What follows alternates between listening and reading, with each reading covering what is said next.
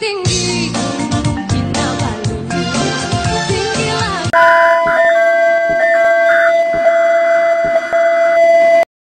sayang sama kamu. Biru-biru ujung Kinabalu. Tengok dari jauh hati saya rindu. Kinabalu dekat di kurasa. Kumpulan kami telah memilih aplikasi TikTok sebagai salah satu aplikasi yang menjadi ejen kesepaduan nasional. Kami memilih analogi racun atau ubat kerana TikTok ini dianggap sebagai racun yang membinasakan minda remaja. Namun apa yang tidak diketahui umum ialah TikTok ini bukanlah seburuk yang disangka dan sebenarnya ia boleh diibaratkan seperti ubat. Hal ini kerana jika kita mengkonsumsi ubat secara berlebihan atau dalam dos yang salah, sudah tentu ianya boleh memudaratkan diri. Namun, jika kita mengambil ubat dalam kadar yang telah ditetapkan, pastinya ia dapat membantu mengurangkan sakit yang kita alami. Begitu juga dengan TikTok, jika seseorang itu menggunakan dengan cara yang salah, sudah tentu berbagai keburukan akan menimpa diri. Kami ingin menyampaikan mesej tentang kesan positif dan negatif yang akan diperoleh dari TikTok.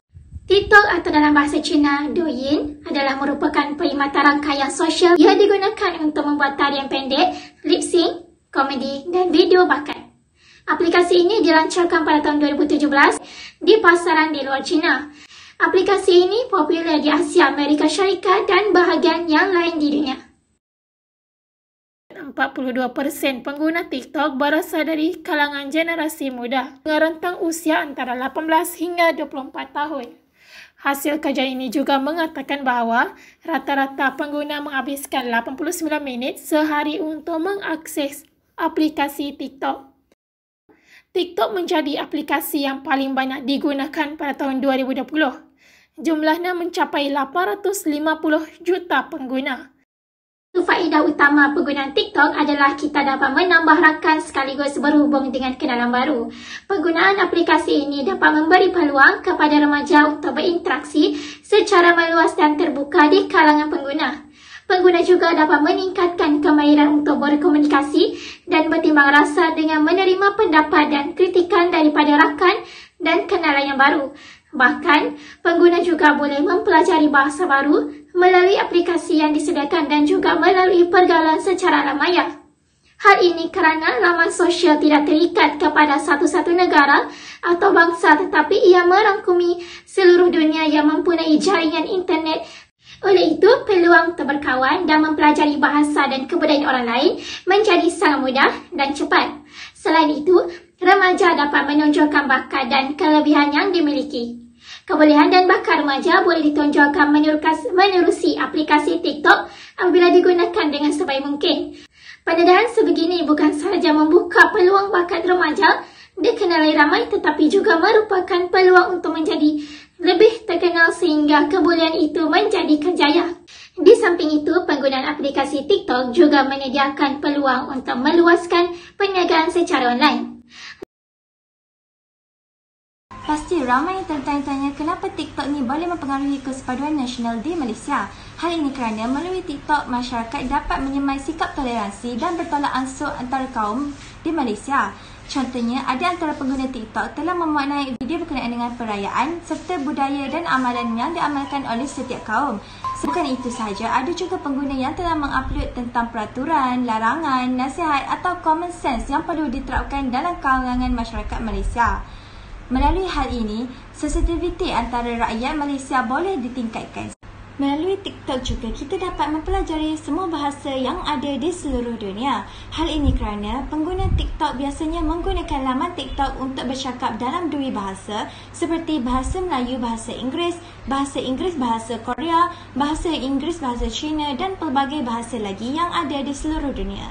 Di samping itu, ada di antara pengguna TikTok yang membuat video belajar bahasa secara berperingkat agar masyarakat dapat mengikuti perkembangan bahasa asing dengan lebih mudah. All races, comment down numbers from 1 to 3 in your language or dialect.